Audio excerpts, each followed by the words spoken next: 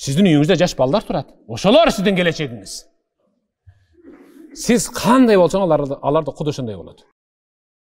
Сіз намазхан болсаңыз, Алла намазхан. Сіз бейнамаз болсаңыз, Алдағы бейнамаз. Сіз намаз оқи тұрған болсаңыз, Алдағы намаз оқи тұрған болады. Намаз оқи тұрғандардың қатарына қосылбағыла. Сөзімді қысқартып кетейін. Намаз оқығандардың қатарына қосылбағыла сілер. Сілер намазды тұрғызғандардың қатарына қосылғыла. Намаз оқығандар алар оқиды. Шыққандайын ушақ айта береді. Тілдене береді, сөгіне береді, насындағы, тамексіндағы чеге береді. Жаман істерге бетбақтыққа барып қоя береді, уырлық қыле береді. Жалғандан күбеге өтіп қоя береді бұлар. Намаз оқығандар ал аялына талақ береді. Намаз оқығандар ал аялының көзін көгертіп ұрады, тілдейді, сөгеді. Қайнатасына, қайнасына қаяш айтады. Ата-енесіне айтқанын қылбайды. Ал намаз оқыған инсан. Анткени тотықұштеле намаз оқытпайды. Мен өткені бір тотықұш көрдім. Маған жөнетті. Көріп қойыңыз деп. Намаз оқып жатады. Анша-анша адамдардан жақсырақ намаз оқиды екен. Намаз тұрғызғандардың қатарына қосылған. Анткени Аллах Тағала аятта, пайғамбар хадисте намаз оқу деп айтқан емес, намаз тұрғызу деген, намаз тұрғызғыла деген. Намаз тұрғызғандың намаз оқыған менен ортасындағы айырмасы қандай десе, намаз тикелеп тұрғызған инсан намаздан кейін дағы намаздағыдай жашай алады. Намазды ашықша қимыл қылып берсем, намазым бұзылып қалады деген сияқты. Намазы бүткеннен кейін деле ал жашоом балит болып кетпесін. Баяқы намаздың соғыбынан бір толы құржалақ қалбайын деп ал жұмадан асырға чейін дағы намаздағыдай жашайды ал. Ошондуктан намаз тургузгандардын катарына кошулгула. Зикирлердин эң абзели кайсыл? Кур'ан окуу. Намаздын ичинде Кур'ан бар. Зикирлердин эң абзели кайсыл? Аллах Таалага ийилүү. Рүкүдө тизени кармап ийилүү бар. Эң мыкты зикир ал намаз тургузуу. Ошондуктан Аллах Таала акимас сала, намазды тургуз деди. Кур'анда же хадисте намаз окуу деген жок да, тургуз деп атат. Намазды тургузуу менен намаз окуунун ортосунда өтө чоң айырма бар. Намаз окуган четтен табылат. Мечиттин ичине кирсеңиз, намаз окугандар четтен табылат. Үйүндө намаз окуган аялдар ого эле көп да. Бирок намаз тургузгандар сейрек. Намаз окуган инсан мечиттин ичине кирип намаз окуйт, бирок чыккандан кийин ал алдашы мүмкүн бирөөнү тилдеп коюшу да мүмкүн.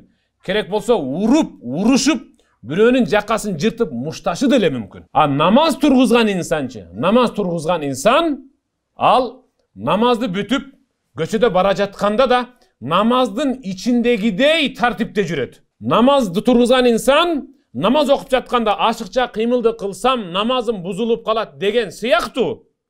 Көчөдө бара жатканда да ал инсан баякы эле азыр эле окуп бүткөн намазымдын сообунан бир отоло куржалак калбайынчы деп тилин дагы бардык мүчөсүн этияттап баштайт.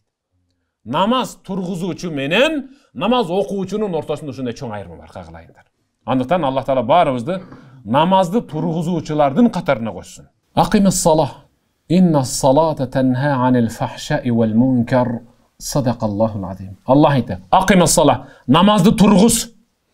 Намазыңды эле тургуз. Инна салата танха анил фахшаи вал мункар. Сен намазды тургузгандай кылып, Аллах Таала сени азгырып аткан бузукулуктан, сени жолдон чыгарып аткан бетбактыктан сен тургузган намазың өзү сени тарбиялап токтотуп коет деди.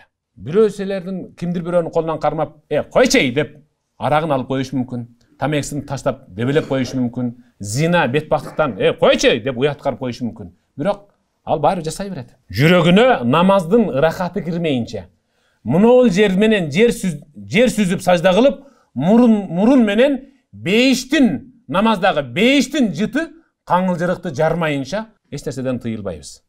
Намаз тургузулганда бардык жаман иштерден намаз өзү тыйып коет. Билгиле. Ошондуктан кимдир бирөө баласына, кызына Аллах Тааладан бир инсаф тилеп, Аллахым хидаят тилеп, оңолсунчу дей турган болсоңор деп атат. Мазарга барбай эле койгула. Ак жип байлап. Сажда кылгыла дагы ошол жерде сурагыла, Аллах Таала албетте аны кайтарат. Мынеки аят ушул, далил ушул.